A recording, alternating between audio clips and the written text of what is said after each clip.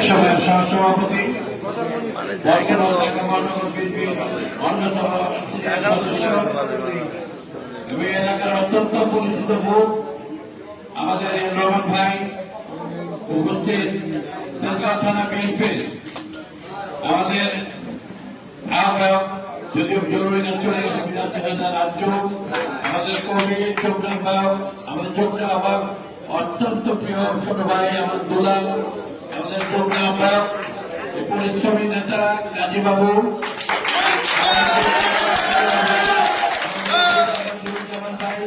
আমাদের ওয়ার্ডের নেতা, আমাদের টগর যুগ্ম আহ্বায়ক, আমাদের ইঞ্জিনিয়ার মাসুদ নবনিযুক্ত নতুন যুগ্ম আহ্বায়ক শিলবাসন থানার, আমাদের পরে আমাদের সাধারণ সম্পাদক বেলাল, আমাদের আজাদ যুগ্ম আজাদের নাম বলতে আজাদ খারাপ করে যে বাইক চালাতে নাম বলার কিছু নাই।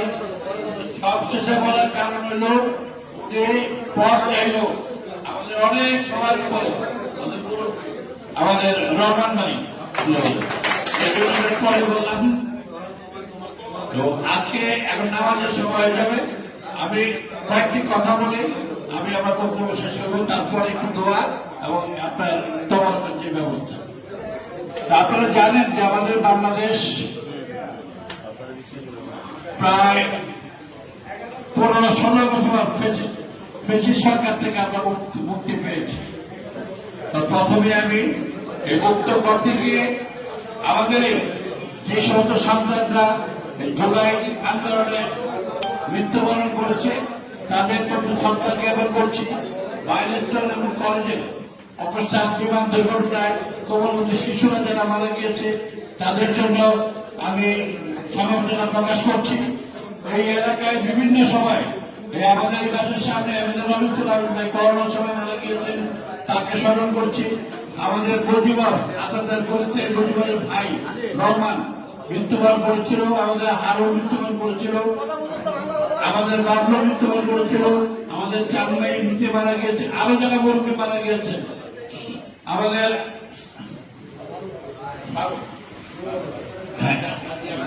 আমাদের ফারুক গাজী আব্বাস এবং যারা মৃত্যুবরণ করেছে সবার প্রতি আমার সর্বদা জানিয়ে আমি আমার মুক্তি ঘোষণা করছি।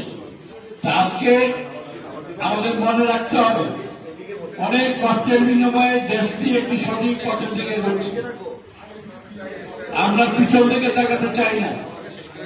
1971 সালে যে স্বাধীনতা পেয়েছিলাম, স্বাধীনতা আমরা পেয়েছিলাম ঠিকই, কিন্তু আমরা কিন্তু স্বাধীন হয়েও স্বাধীন ছিলাম না।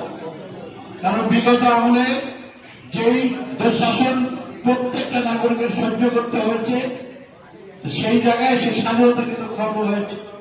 নতুন করে জুলাই আন্দোলনের ছেলেরা এবং আমাদের বিএনপি জামাত সারা বাংলাদেশের মানুষ এই নতুন করে যে স্বপ্ন দেখছে এবং সকলের সহযোগিতায় ফ্যাসিস্ট বিদায় হওয়ার পর সামনে যে নির্বাচন আসছে, আমরা কি চাই?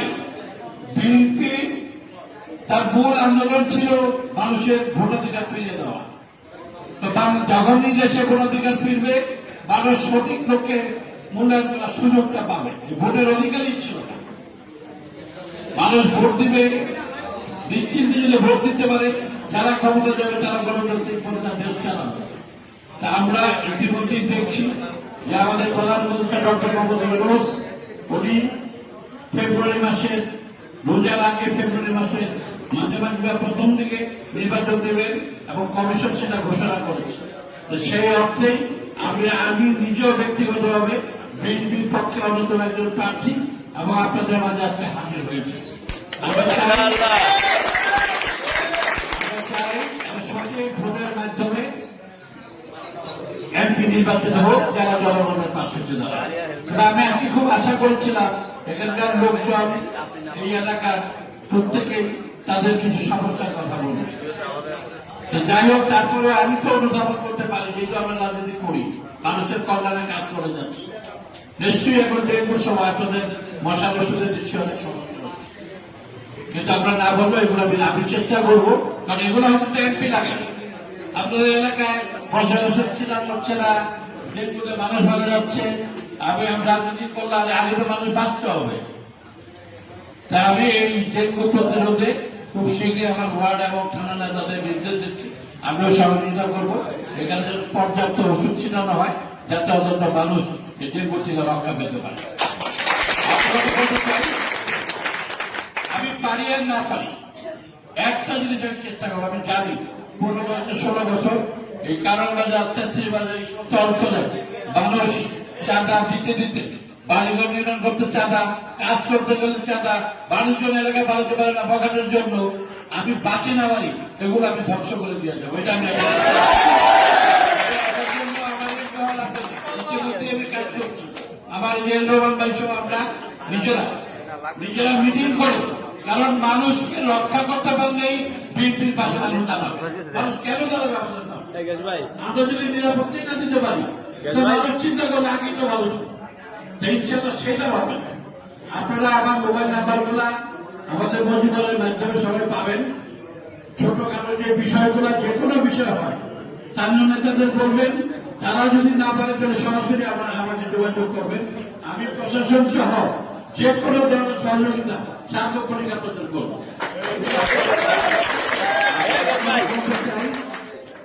আপনারা জনগণকে সচেতন হতে হবে। আমরা কিন্তু অনেক সময় বসে যাই, একটা অন্যায় ব্যক্তির জন্য প্রতিবাদ করি না।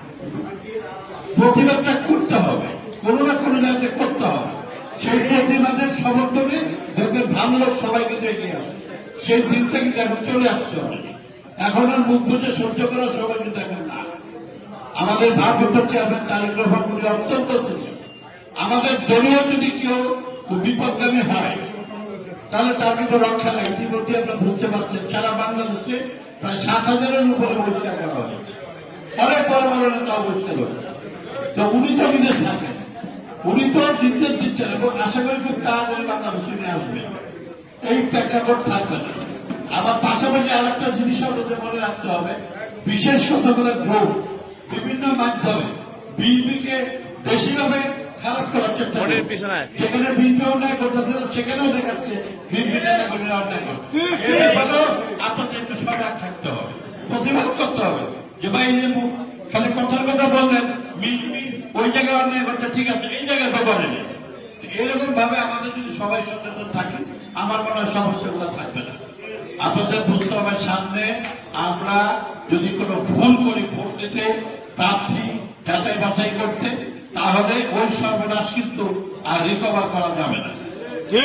তবে আজকে আপনাদের সামনে বেশি সময় নষ্ট করবো না। আপনারা ইতিমধ্যেই প্রত্যেকে একটা লিফলেট পেয়েছেন 31 দফা আমাদের বিএনপি।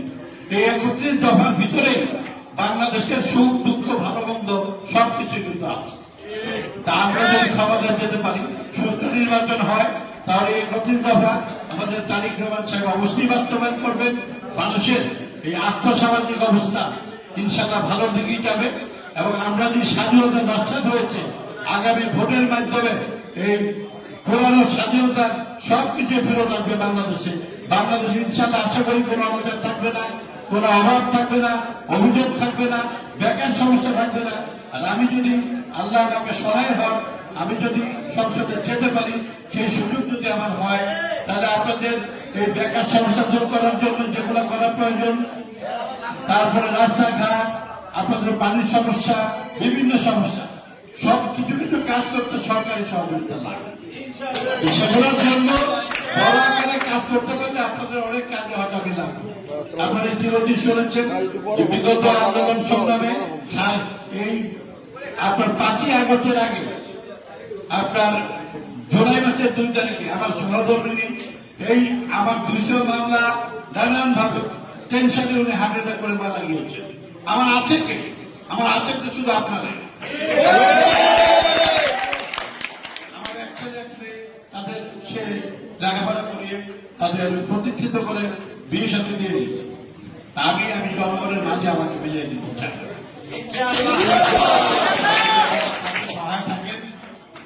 আমি বিশ্বাস করি যে কথাগুলো আপনাদের দিলাম, কথাগুলো অক্ষর অক্ষরে পালন করবো। আপনারা আমার নেত্রীর জন্য দোয়া করবেন, আমার দলের জন্য দোয়া করবেন, আমার ভারপ্রাপ্ত চেয়ারম্যানের জন্য দোয়া করবেন। এই এলাকায় যাদের নাম বললাম, যারা মৃত্যুবরণ করেছে, তাদেরকে এই এলাকার সন্তান হিসেবে সবসময় স্মরণ করতে হবে। একথা বলে আপনাদের সবার দোয়া চেয়ে আপনাদের সকলকে ধন্যবাদ দিয়ে আমি আমার বক্তব্য শেষ করছি। এরপরে দোয়া হবে। বিএনপি জিন্দাবাদ, খালেদা জিয়া জিন্দাবাদ, তারেক রহমান জিন্দাবাদ, শহীদ রাষ্ট্রপতি জিয়া রহমান। আপনারা সবাই ভালো থাকবেন।